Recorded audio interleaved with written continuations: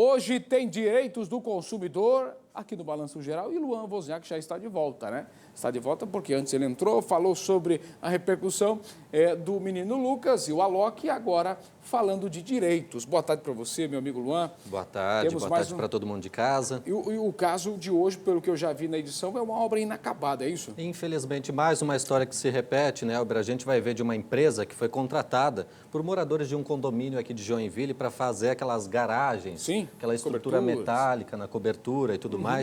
Só que, infelizmente, a empresa recebeu, começou a fazer e até concluiu algumas dessas coberturas, mas acabou deixando muita gente na mão. Olha só.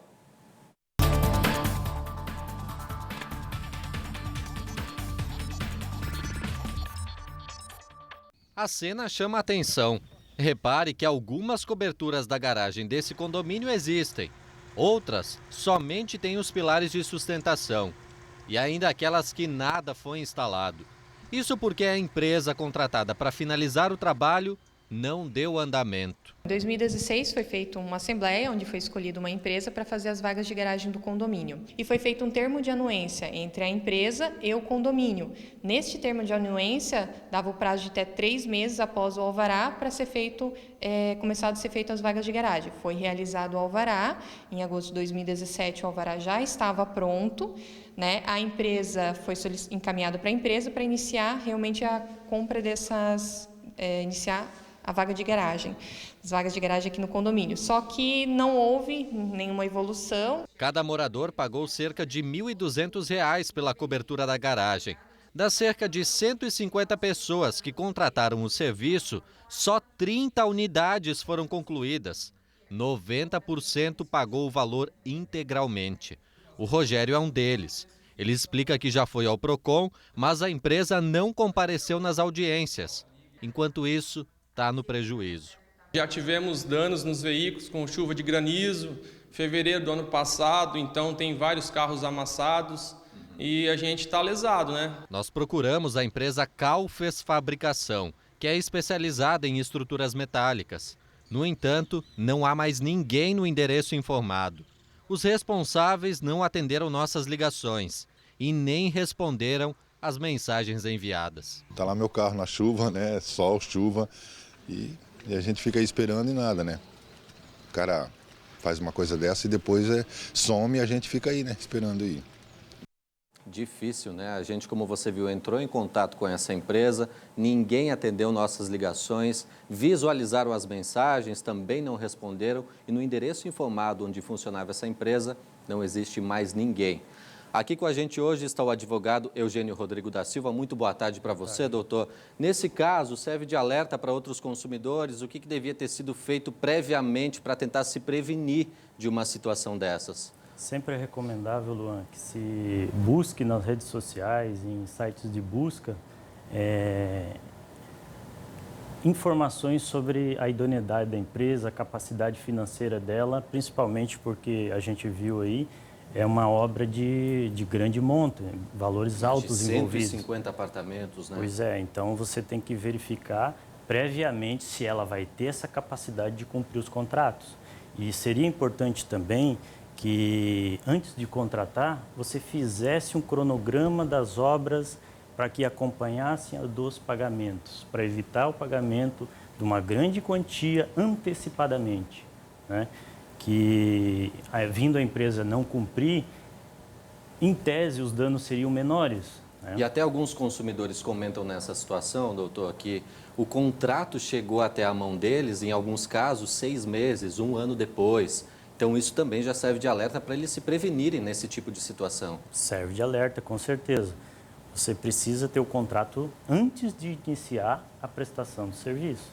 Um dos consumidores, o Rogério, como a gente viu, relatou que teve prejuízo com o carro, deu chuva de granizo. Cabe indenização desse tipo de situação quando ocorre isso? Sim, tem que ver os detalhes, né, Luan? Mas, a princípio, sim, cabe. Porque a empresa se comprometeu a fazer uma obra, não fez, essa obra foi contratada provavelmente já pensando nessas situações e por ela não ter prestado o serviço corretamente, daí adveio os danos nos veículos, né? Tá certo, doutor. Por enquanto, obrigado pela participação. aqui no Balanço Geral. Daqui a pouquinho a gente vai voltar com a participação de outros telespectadores. Você de casa, é claro, pode participar, mandando seu recadinho para o 98884-6107, que a gente vai esclarecer no próximo bloco. Tem dúvidas relacionadas ao consumo? Manda aqui para a gente no Balanço Geral. Elber, daqui a pouquinho a gente está de volta para esclarecer todas essas perguntas. Tá certo. Até mais, Vital. Até depois. Valeu.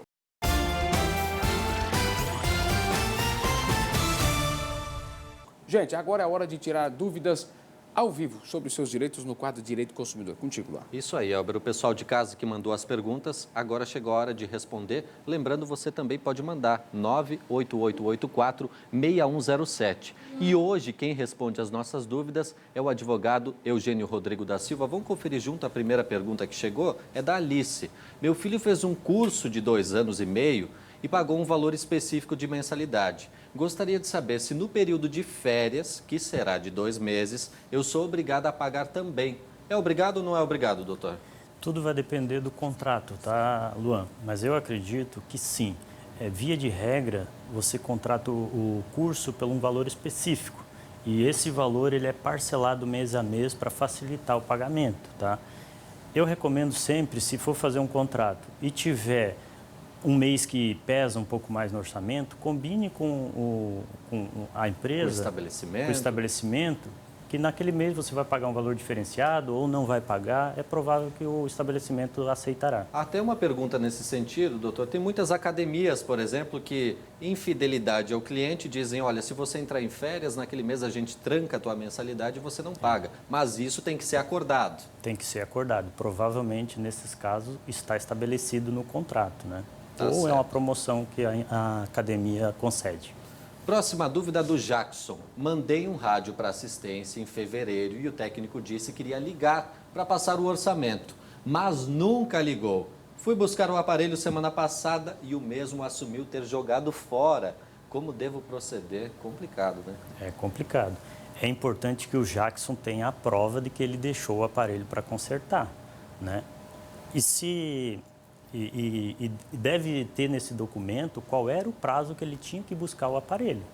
Porque, às vezes, também o consumidor deixa o aparelho por muito tempo, a empresa, para liberar espaço, é obrigada a se desfazer.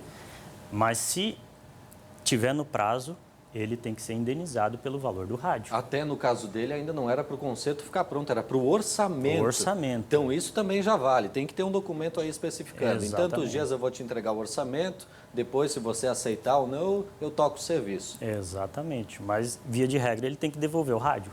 Vamos ver agora a dúvida da Inês da Rosa. Comprei uma geladeira numa refrigeração e tinha 6 meses de garantia.